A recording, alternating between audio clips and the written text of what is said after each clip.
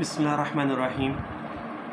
5 چیزیں ایسی ہیں آپ صلی اللہ علیہ وسلم نے فرمایا کہ قیامت کے دن جب تک انسان اس 5 چیزوں کے بارے میں جواب دہ نہیں ہوگا، اللہ تعالیٰ اس کو اس کی جگہ سے ہلنے نہیں دیں گے قیامت والے دن۔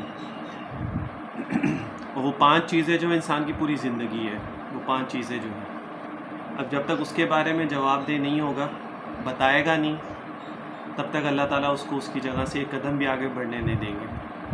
وہ 5 چیزیں کون سی ہیں؟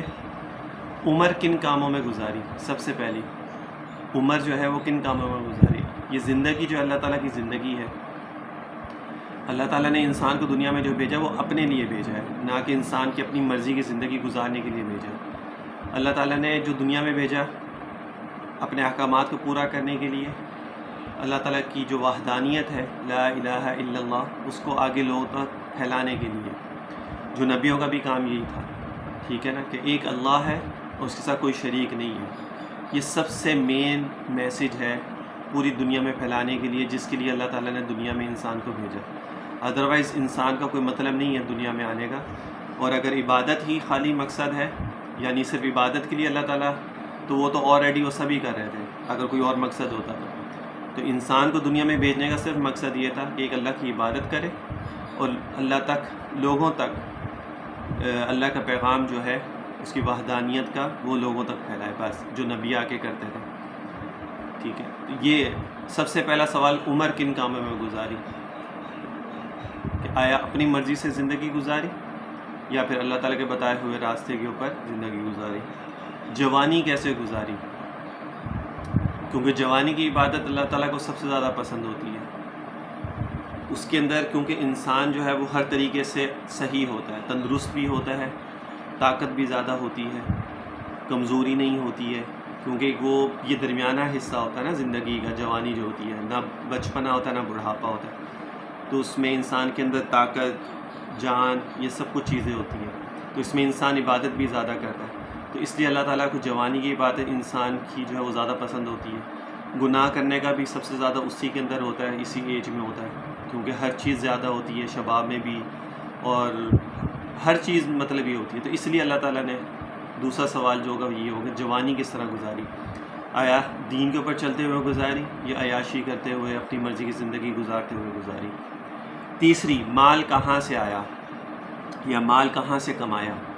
ٹھیک ہے نا، حلال طریقے سے کمایا یا حرام طریقے سے کمایا؟ حلال کمایا تو کس طرح کمایا، اور اگر حرام کمایا تو پھر اس کا جواب دہ ہوگا۔ یہ سارے جتنے کوشچن میں آپ کے سامنے کر رہا ہوں نا، کہ عمر کیسے گزاری، جوانی کہاں گزاری، مال کہاں سے کمایا، یہ ساری چیزیں انسان کی پوری زندگی سے ریلیٹڈ ہیں۔ چوتھا سوال، کہاں خرچ کیا؟ یعنی اللہ تعالیٰ نے جب مال دیا تمہیں، پھر اس کو خرچ کیسے کیا؟ ایسا تو نہیں کہ مال اللہ تعالیٰ نے بہت اللہ تعالیٰ کے راستے میں نہیں خرچ کیا، نہ زکوٰۃ دی، نہ صدقہ دیا، نہ غریبوں کی مدد کی، نہ کہ مسجد مدرسہ بن رہا وہاں ہیلپ کی، نہ کہ غریب مسکین مفلس لوگ تھے ان کے لیے کوئی کھانے پینے کا یا کپڑوں کا ان کی مدد کی، نہ کہیں پر جو مجاہدین ہیں جہاد کے لیے، جو اللہ تعالیٰ کے راستے میں جہاد کر رہے ہیں، مشرکین کفار کے مقابلے میں، ان کی مدد کی۔ ہر طریقے سے جو بھی چیزیں اس کے اندر آپ لوگ ایڈ کر سکتے ہیں، وہ ساری چیزیں اس میں آ سکتی ہیں۔ تو یہ جب اللہ تعالیٰ ایک چیز دیتا ہے، تو مال اگر دیتا ہے تو اس کا مطلب یہ نہیں ہے کہ انسان پھر اس کی عیاشی کرے، حرام کاموں میں اس کو خرچ کرے، ٹھیک ہے نا، اور خرچ بھی ان لوگوں پہ کرے کہ جو پہلے آلریڈی مالدار ہیں، غریبوں کو انسان پوچھے نا۔ تو اس کے بارے میں بھی سوال ہوگا کہ جب ہم نے مال دیا، دولت دی، تو پھر اس کو خرچ کہاں کیا؟ اور پھر آخری، اپنے علم سے، یعنی اللہ تعالیٰ نے جو بھی علم دیا، کہاں تک اس کے اوپر عمل کیا؟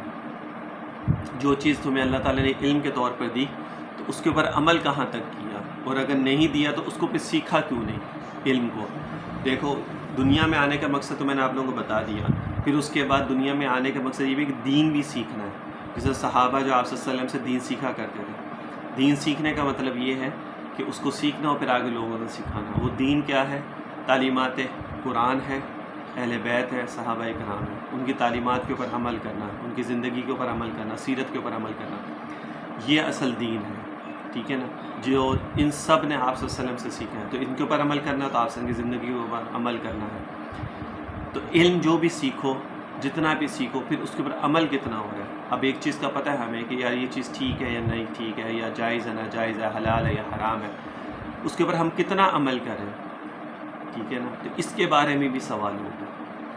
تو یہ 5 سوال ہیں، جب تک اس کے بارے میں، یہ پوری زندگی ہے انسان، یہ سمجھ لو اس کے اندر پوری زندگی آ جاتی ہے۔ تو جب تک ان 5 سوالوں کا انسان جواب نہیں دے گا وہ اپنی جگہ سے ہل نہیں سکے گا۔ اس لیے کوشش کریں کہ اپنی زندگیوں کو جو ہے وہ اچھے طریقے سے گزاریں، اور آپ صلی اللہ علیہ وسلم کے بتائے ہوئے راستے کے اوپر چلیں، اور سنتوں کے اوپر جتنا زیادہ عمل کر سکتے ہیں اس کے اوپر عمل کریں۔